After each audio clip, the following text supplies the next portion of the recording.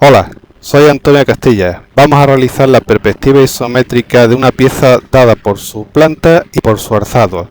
Ya tenemos colocados los tres ejes de la perspectiva, llamados X, Y y Z.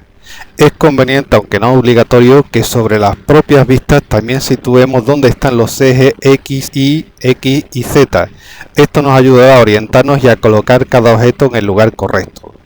Para dibujar una perspectiva siempre es aconsejable descomponer el cuerpo en otros volúmenes más sencillos. Por ejemplo, la parte inferior del cuerpo podemos considerarla constituida por una caja aquí señalada en línea más gruesa.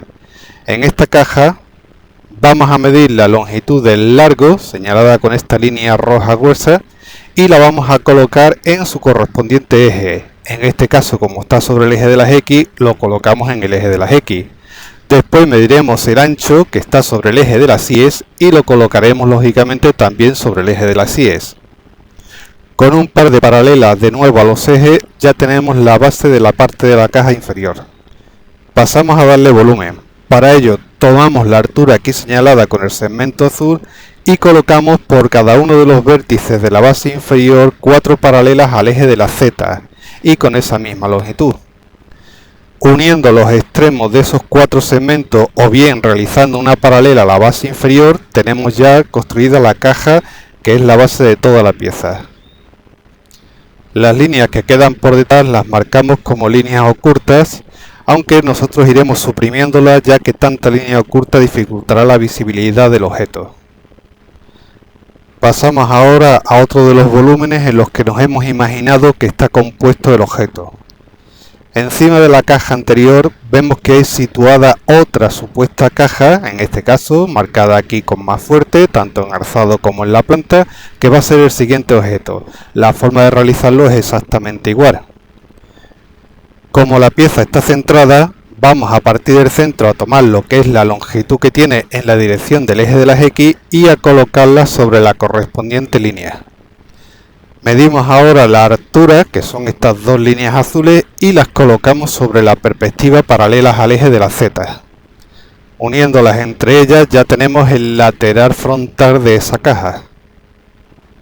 Le damos profundidad. Para ello tomamos la profundidad que tiene en este caso este segmento magenta, que en realidad es exactamente igual al ancho de la caja, y lo colocamos sobre la perspectiva. Volvemos a hacer paralelas a los ejes y ya tenemos el otro lateral de la caja. Por último, trazamos de nuevo paralelas al resto de los laterales para construir la caja al completo. Determinamos las líneas que serán ocultas, en este caso estas dos, y suprimimos aquellas líneas auxiliares porque ya, por ejemplo, esta línea que antes estaba aquí ha desaparecido ya que todo ello forma una única cara que es la cara frontal. Suprimiendo las líneas ocultas para que haya mayor claridad en la pieza, este será el resultado que tenemos hasta ahora.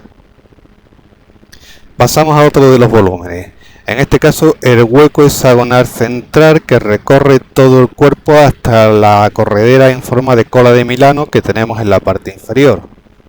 Localizamos el centro del hexágono que está justo en el centro del cuadrado que constituye la parte superior de la pieza.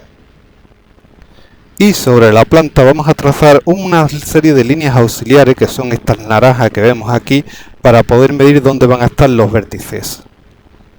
Hay que recordar que en una perspectiva solamente se pueden medir aquellas longitudes que vayan en la dirección de los ejes X y Z.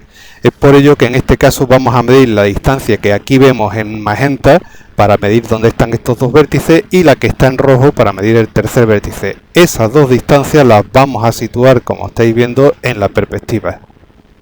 Sobre esas distancias pues vamos a tener los vértices. Para ello la distancia naranja que cogimos antes la medimos a partir de la magenta y la ponemos otra simétrica hacia el otro lado. Ya localizado todos los vértices del hexágono, no queda más que irlos uniendo para formar el hexágono. El resultado final, quitadas ya las líneas auxiliares, pues es el siguiente. Para la profundidad del hexágono vamos a coger lo que es su altura, aquí señalada con esta línea discontinua naranja, y por los 6 vértices del hexágono vamos a bajar 6 correspondientes líneas paralelas al eje de la Z. Por sus extremos los uniremos o simplemente haremos una paralela a la base inferior. Esto es por supuesto si deseamos dibujar todas las líneas ocultas que tiene la pieza.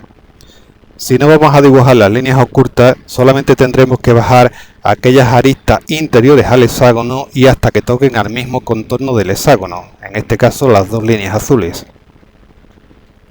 Este es el resultado final de lo que ya hemos dibujado hasta ahora. Pasamos a otro de los volúmenes, en este caso los dos nervios laterales que hay a los lados. También se encuentran centrados, lo que facilita el medir las distancias. Medimos lo que son estas líneas naranjas que tenemos aquí, magenta, perdón, ¿visto? Y esas líneas magenta las llevamos a sus correspondientes aristas. Son 4, es decir, unas que están abajo y otras que están arriba. Yo, como voy a dibujar en un principio todas las líneas, tanto las vistas como las ocultas, voy a dibujar tanto el nervio de la izquierda como el nervio de la derecha. Si todas esas 4 líneas no tenemos más que unir unas con otras y ya tenemos esas líneas azules que son en realidad la pendiente de los nervios. Completamos los nervios siguiendo los contornos de las caras sobre las que se apoya, es decir, una paralela al eje de las Z y una paralela al eje de las X.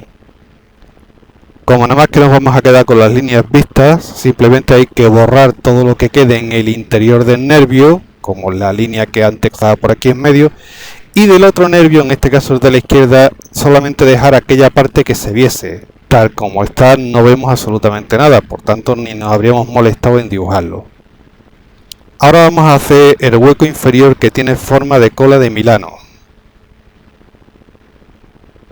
Este hueco también está centrado, por lo tanto a partir del centro vamos a tomar esta distancia azul que tenemos en horizontal, por su centro llevaremos en vertical esta distancia roja y a partir de ahí esta distancia magenta. No tendremos más que unir los extremos del azul con el magenta para conseguir la forma que deseamos. Hemos llevado esas distancias que hemos comentado a la perspectiva, por supuesto paralelos al eje de la X y paralelo al eje de las Z. Uniendo sus extremos, las dos líneas marrones, pues ya tenemos la inclinación con la deformación propia de la perspectiva isométrica. Si vamos a dibujar las líneas ocultas, ahora debemos de darle profundidad. Para ello mediremos la distancia que aquí tengo señalada en verde, en este caso coincide justo con el grosor de la pieza, y por las 4 vértices del rectángulo que hemos hecho, pues trazamos 4 líneas paralelas al eje de las IES. Uniéndolos entre sí, pues tenemos el agujero de salida con la misma forma. Si solo vamos a dibujar la parte vista, con solamente la parte exterior es suficiente y llevando una línea hacia el fondo hasta que toque a lo que es la parte exterior.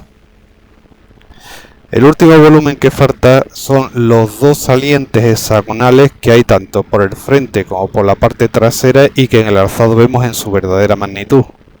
La forma de realizarlo será exactamente igual que la del hueco, pero claro está, hacia afuera en vez de hacia adentro. El hexágono está centrado en la pieza, por lo tanto a partir del centro bajamos esta distancia en azul para colocar justamente su centro sobre la perspectiva. Al igual que antes nos vamos a auxiliar de estas líneas, tanto magenta, naranja como verde, para poder situar sus vértices. A partir del centro situamos esas distancias, pues paralelas al eje de las X, paralelas al eje de las Z. Importante fijarse a qué ejes son paralelos en la planta, en el alzado, para también situarlos exactamente igual en la perspectiva. Para los otros vértices las distancias son exactamente iguales, pero hacia arriba pues las colocamos también. Uniendo todos esos puntos que hemos conseguido ya tenemos el hexágono. Borrando las líneas auxiliares, esto es lo que nos quedaría. Ahora debemos darle el volumen hacia afuera de ese hexágono. Medimos la profundidad que tiene el prisma hexagonal, esta línea roja, y por cada uno de los 6 vértices del hexágono llevamos una paralela al eje de las IES y llevamos esa distancia. Uniendo los 6 puntos o bien haciendo una paralela a la otra base, tenemos ya el prisma dibujado. Si solo vamos a dibujar las líneas vistas, quitamos todo lo que quede en la parte interior de lo ya dibujado. Para el prisma que hay detrás, el proceso a seguir sería exactamente el mismo, o simplemente prolongar las líneas hacia atrás, medir la distancia que hay entre uno y otro y llevarlas. Eso sí, en este caso ya solamente estoy dibujando lo que está sobresaliendo y que por tanto sería visto. Y este es ya por fin el resultado final de la pieza. No olvides suscribirte, pulsar en me gusta y visitar nuestra página trazoide.com.